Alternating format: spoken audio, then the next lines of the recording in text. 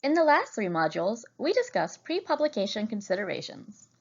In this module, we're going to look at how you can archive your works after they have been published to make them publicly available.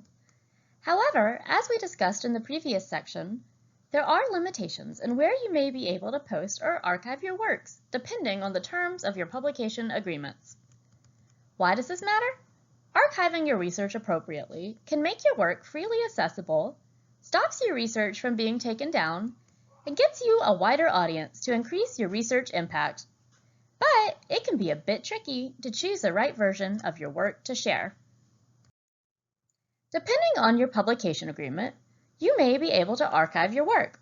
This is more likely if you've published in an open access journal, but many traditional journals also allow you to archive at least some version of your work. To understand which you may be able to post, let's look at the three versions that are typically referenced.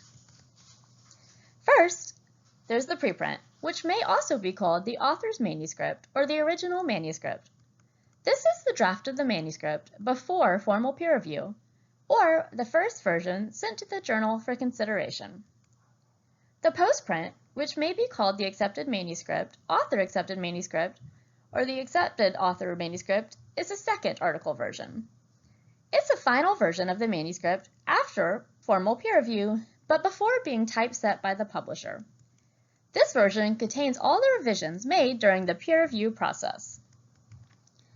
The final version is the publisher's PDF, which could also be called the published version or the version of record.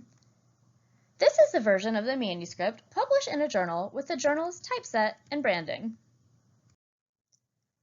Once you understand which version or versions of the work you're legally allowed to share, you'll want to consider where to archive your work. In many cases, a repository is the best choice. It's important to understand the differences in the types of repositories to determine which is most appropriate for sharing your work. While there is some overlap between repository types, there are three main types. The first are institutional repositories, which are repositories that are hosted and managed by educational institutions. They exist to preserve and share the scholarly output of an educational institution. Scholar Commons is the institutional repository of the University of South Carolina and can be accessed from scholarcommons.sc.edu. Disciplinary repositories, sometimes known as subject repositories, are digital archives for subject-specific scholarly output. Some scholars choose to share their works through disciplinary repositories to increase the visibility of their work among subject experts and possible collaborators. Some disciplinary repositories rely on author-generated content, while others use web crawlers to locate and download publicly available content for inclusion.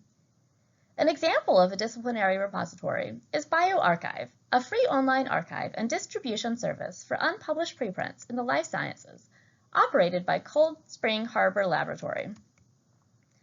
And finally, multidisciplinary repositories archive and make available works across multiple disciplines, which may expose them to a wider audience. An example of a multidisciplinary repository is SSRN, which is a repository of open access preprints in the social sciences, including economics, law, corporate governance, and humanities. Don't confuse repositories with academic social networking sites, such as ResearchGate and academia.edu, which we'll discuss more in the next module. Archiving a version of your work in a repository may sound complicated, but it's really not, as long as you pay attention to your author agreements and have an idea where others in your discipline tend to post their works. It's a worthwhile endeavor to improve the visibility and impact of your work, and if you need help, you're always welcome to contact a librarian.